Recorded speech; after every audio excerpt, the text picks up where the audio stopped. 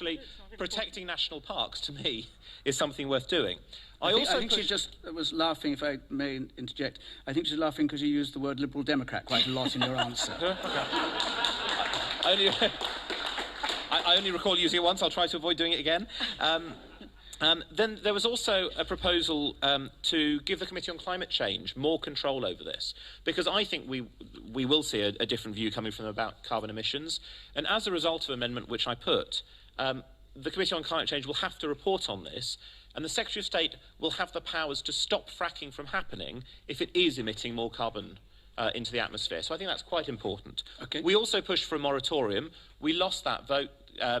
Mass support against it. Labour abstained. We got 52 from across the parties against 308. So we failed to deliver a moratorium, which I was very sad about. Thank you. Let me just, before I bring in John Gummer, in his role as climate change specialist politically, come back to you if I could, Tom Crotty. This was the policy was to have been able to frack in these areas that we touched on, areas of outstanding natural beauty, natural and national parks.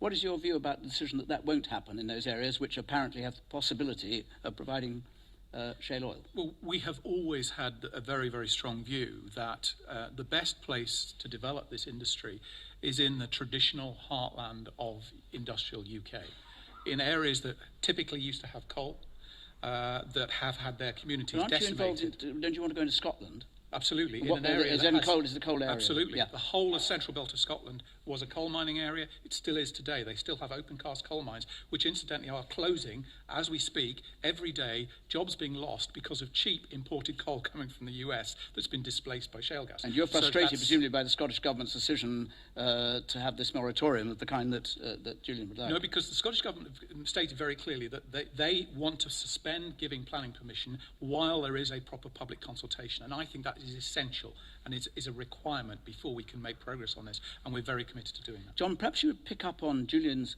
point that it can be done by renewables, and this is to make it more difficult to reach climate change targets to which you are committed. Well, it's just not true.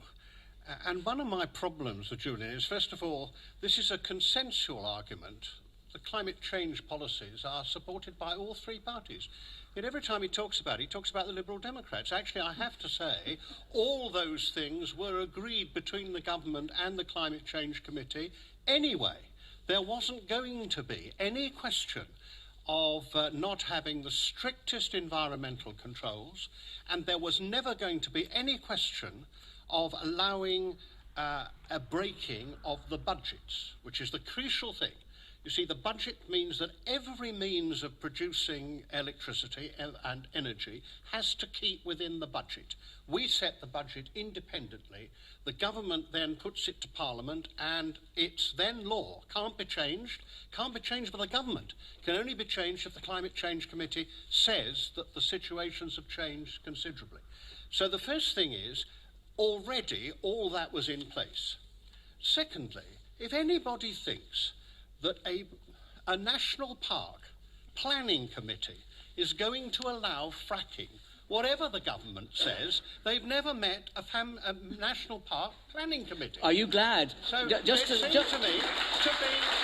So I'm not very keen on claiming credit for that. Look, the crucial thing is this.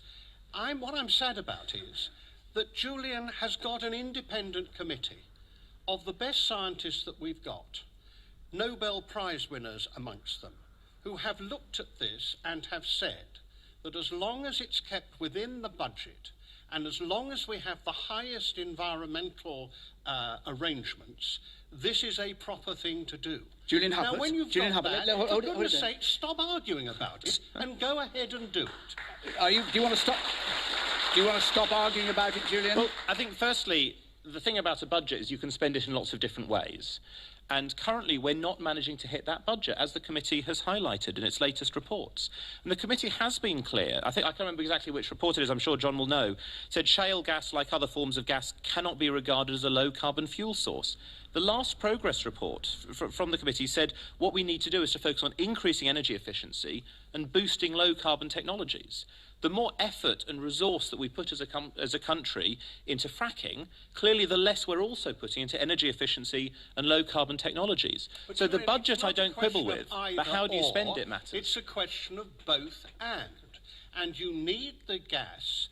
We've said this. We need the gas into the early 2030s because we do not have proper means of storing electricity from renewables yet. We will have them, and in the meantime, on an interim basis, we need that in order to keep the lights on. That seems to me not to be stupid, and I'd prefer to have gas from our own resources than from countries I don't want to have too much to do with.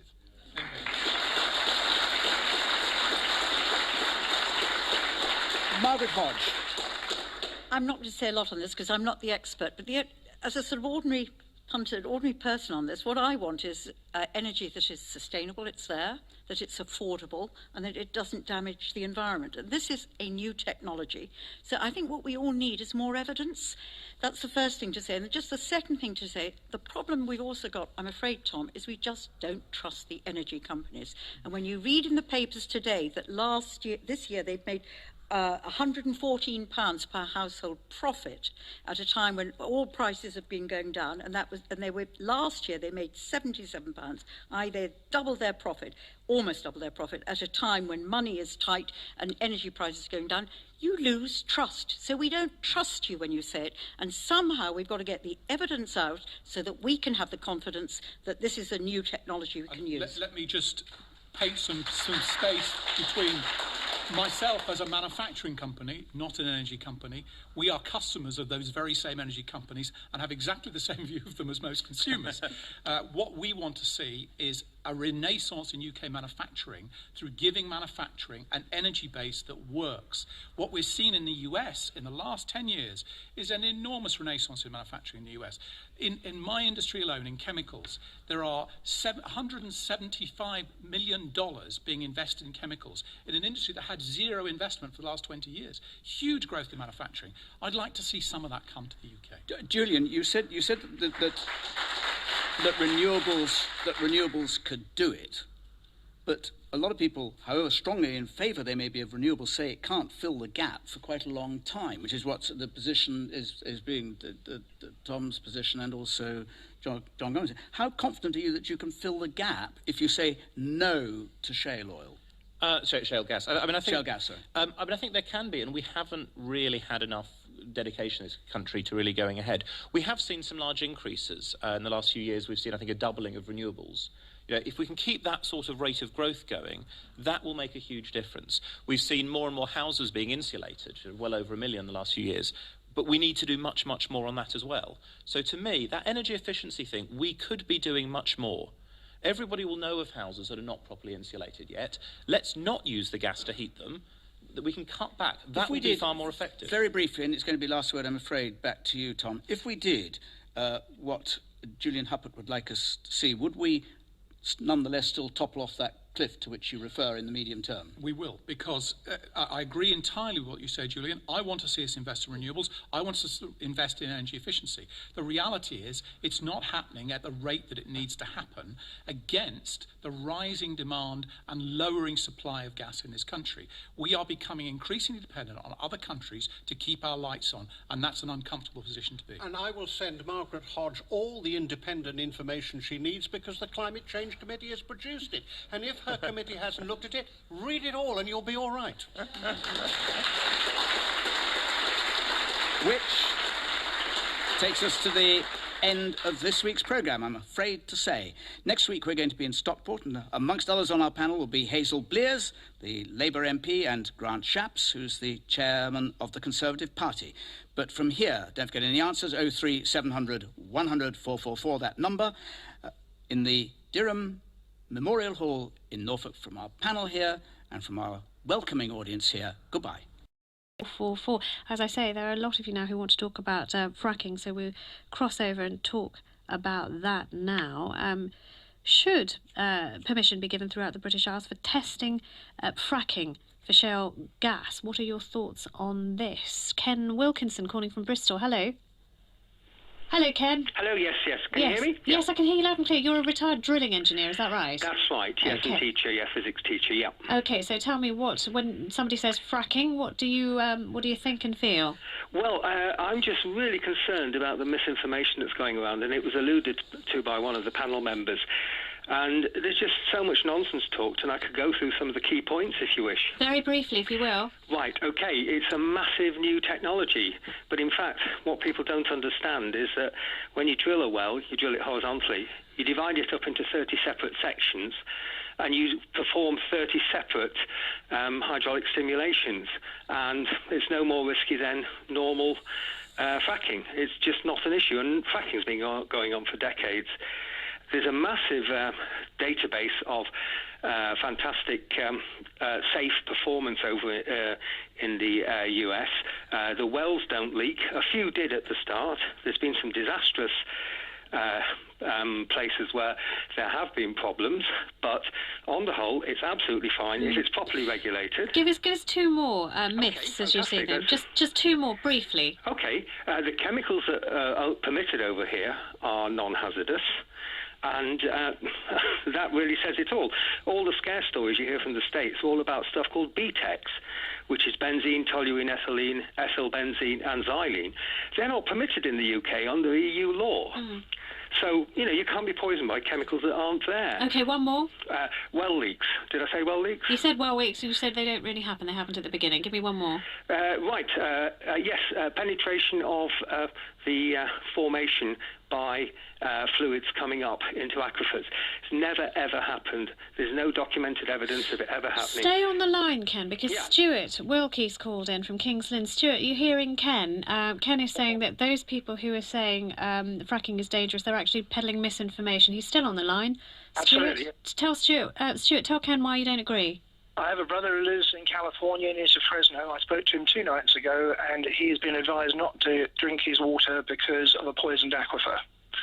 Okay, I know about the case. I think, it's probably the same case. First of all, that's nothing to do with fracking. It's to do with disposal of water, which is not permitted in the UK. They have to treat the water or re-inject it into the same formation. So that is not anything really to do with fracking. I believe the case, there's been several cases of dumping water in rivers. So there's been prosecutions about it. There's been a lot of bad practice in the States. It's very badly regulated. Okay, let's go back to Stuart. So Stuart, Ken says it wouldn't happen here. Well, the fact is that it's American companies over here that it will be doing the same work. We've had the same issue with waste management companies over here as well. If we're using American technology and using American firms that have got poor regulation, they should not be working over here in the UK. Okay, can I ask you this, Stuart? And Ken, thank you very much for your call. Stuart, just people, there is a body of thought that says, look, if we're going to move away from oil and we're going to move to sustainable, which is in the control of this country and is not sort of subject to the political pressures that may go on in the Middle East, fracking is the inevitable interim period. What do you say to that? Well, there's 2 fuels which could be used, two sources of energy. One, we already export 80% of our LPG, that's liquid petroleum gas, which is part of the existing oil energy. That's 40% lower of carbon emissions, and there's no NOx emissions. So if we could convert tens of thousands or hundreds of thousands of existing vehicles to LPG, the government gave incentives to do that. Instead of £5,000 for one electric car, you could get maybe 10 £500 vouchers to get your car converted to LPG. We already have the infrastructure. That's a quick, short-term fix which would give 40% lower emissions. And you said one more, and just very briefly in a sentence, what was the other one? It is compressed air. Okay. That's 100% zero carbon. The technology is proven, and you can do hybrid vehicles and you can do pure vehicles. That is the best long-term solution, but there is no funding for any research in the UK for this currently, and that is a disgrace. We need to work on the better technologies, and that is zero carbon. Stuart, thank you so much. Let's take another thought on this. This is on Twitter from somebody who calls themselves Dark Robin Rising. Yes, that's not a very radio-friendly name. But 3 earthquakes in the UK last week, all reported on the BBC, and all in areas that never have been fracked. Smoke that, NIMBYs, says Dark Robin Rising. Let's take another one. David Lewis is calling from Swansea. Good afternoon, David. Good afternoon. Yes, David, what did you want to say? Well, there's a number of issues. I agree entirely, first of all, with the first speaker. He summed it up perfectly in terms of what is unwarranted hysteria over fracking in the United Kingdom. Do you have some expertise in this area? Yes, I do. Tell me. Well, take, for example, one of the issues that's raised constantly over the first earthquake-linked fracking episode, the Blackpool area. There was an earthquake of 2.8 on the Richter scale there, which everybody in the anti-fracking group highlights as being the end of the world. What is ignored completely, as your last speaker has just hinted at about earthquakes, at the same time, in Nottinghamshire, there were 99 earthquakes of the same magnitude, but without the hysteria. They were all linked to coal mining that is either historical or currently going on. It is a fact of, but they are tremors. Okay, David, let's take another call on this. Mark Johnston's calling us from Weston-super-Mare. Good afternoon, Mark. Oh, good afternoon. Hello, Mark. What did you want to say? Well, I think taking it from a slightly different angle, I think most politicians are ecologically illiterate, and Tories probably more than most. And as a result, we've never taken climate change seriously. Now, fracking is a major distraction from moving to a low-carbon technology. I mean, you don't give a credit card to someone trying to get out of debt, and that's what fracking is doing to the drive to reduce emissions. And when those say it's buying us a bit of time, so that these other alternative technologies can be brought up to speed, so that they can be used more in an efficient way, so that they're actually sort of user-ready, what would you say to them? Well, I think it's a matter of focus. Now, just go back a bit. We only cracked the Enigma code or developed radar, both of which were thought impossible because they're absolutely necessary for our survival. And we won't find Alan Turing's or Robert Watson Watts to solve the problems of energy storage or large-scale generation of gas. A lot of those of gas from waste, a lot of those which currently we're having a lot of problems doing, we won't find that sort of solution unless we realise the importance of reducing emissions. It's really interesting. Thank you very much indeed, and also bringing the Enigma in, which is actually quite a smooth segue into the last topic, which is Churchill, because, of course, you know, the war. Many think that Turing